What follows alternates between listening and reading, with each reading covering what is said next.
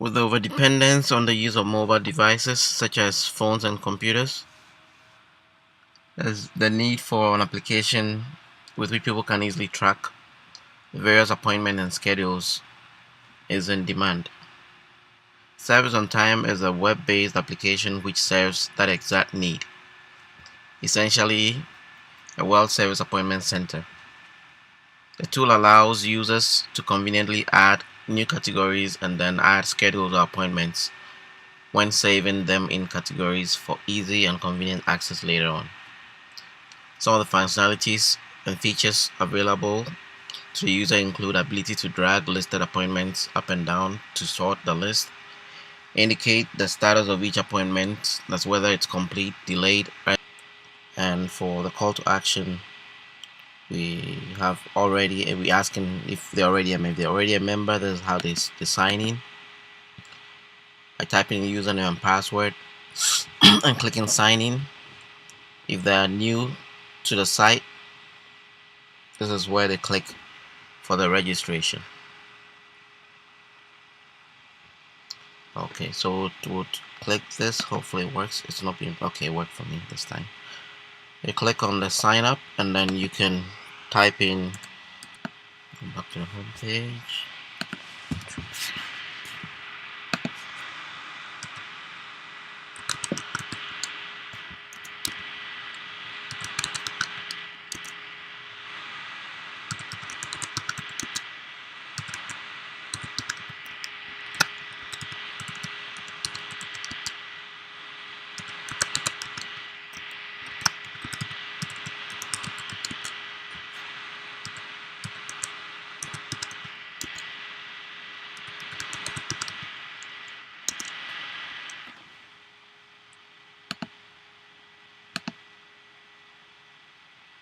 Okay, it worked this time.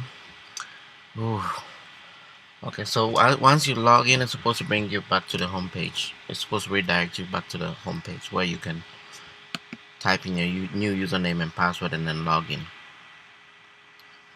Okay, I'm gonna log in as the student.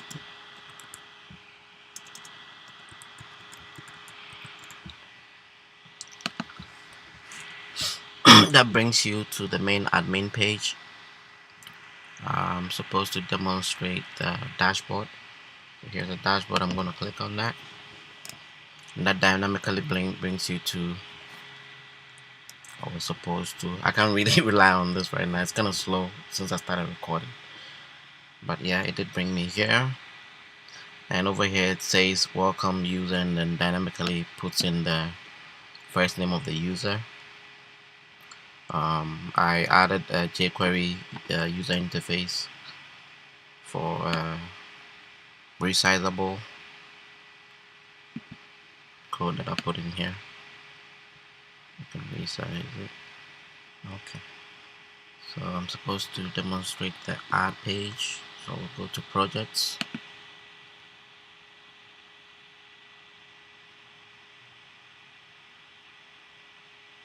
Okay.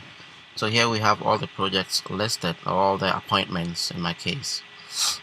Sorry, listed here. And of course, you can drag them, switch them around.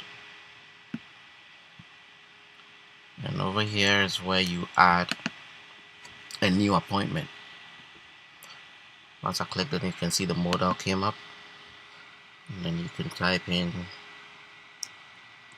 service type.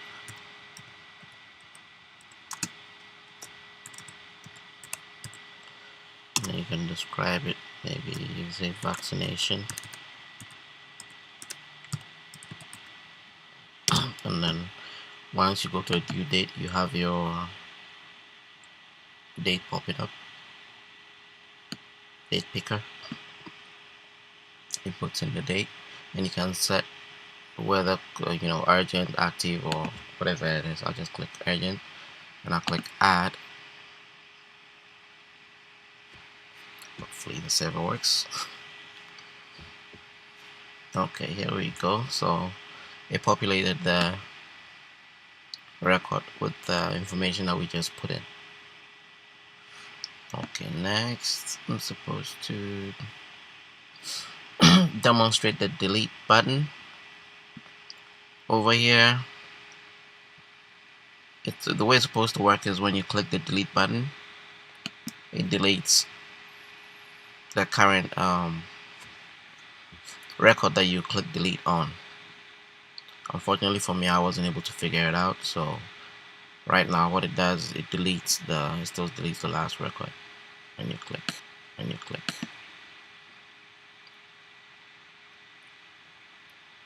It's gonna take a minute.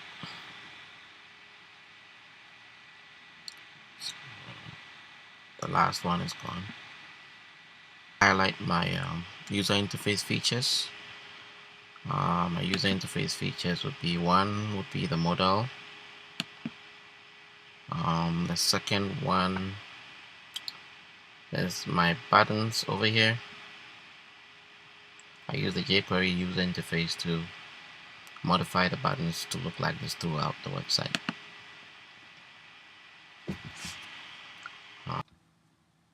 My third user interface application will be the date picker. Right here, it picks the date. And of course the fourth one is the resizable frame that I put around the accordion on the dashboard. Right here, this one. Okay, so I'll go to my main.js. Over here we have our indicator saying that the function should begin over here. This is my login section. This is a jQuery instruction that refers to the sign in button, and basically it's saying pick the sign in button and then apply a click function to it. Once it's clicked,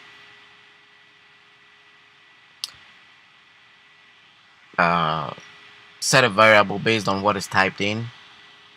Okay, so what this would pick information, the value from the fields, and then pass it into this variable. And then the variable will be used in the Ajax to in conjunction with a login PHP to interact with the database to check whether or not the username and password that was passed in over here, which comes over here, and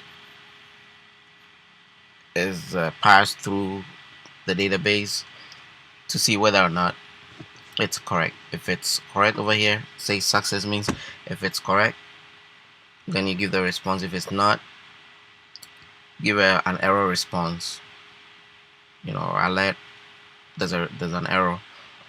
Otherwise, redirect the page to the admin HTML. So when you log in and it's successful, it redirects you to the admin HTML page. To log out, the logout button when clicked, the e.prevent default means that it should prevent the logout button from doing its regular functions, its default function, and instead to go through the logout PHP and process, and then after logging out to redirect it to the index.html page. These are dynamic buttons.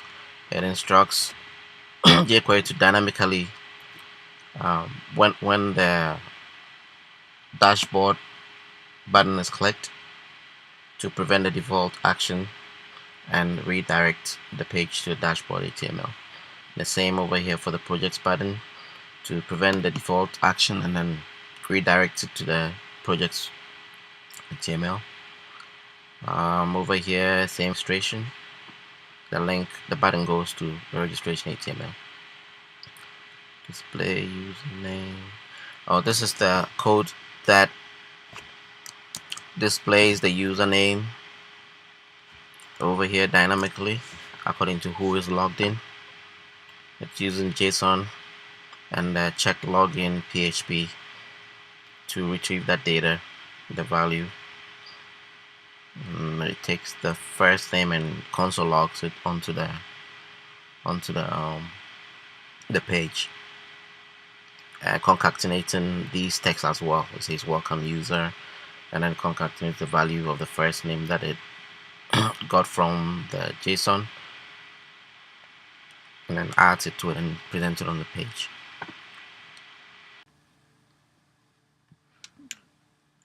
Okay, so over here is the code for the buttons. The jQuery user interface buttons that are applied to all the buttons on the pages. This code right here is for the registration. It takes the values from the fields and uses Ajax and JSON to apply the information to the database. This is the code for the tooltip. Over here, the code for adding the model.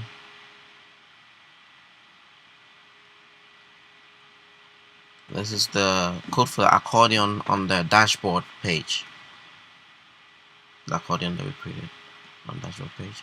This one is the code that lets you add new records to the database. Over here, there's the one that displays the records from the database, and also allows, it also has, actually this portion is the one that retrieves the information, and this portion deletes the records from the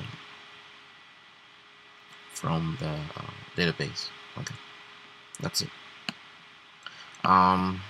This is just commented out a code that I did not use, and then this is the part that tells the code that is the end of the jQuery code.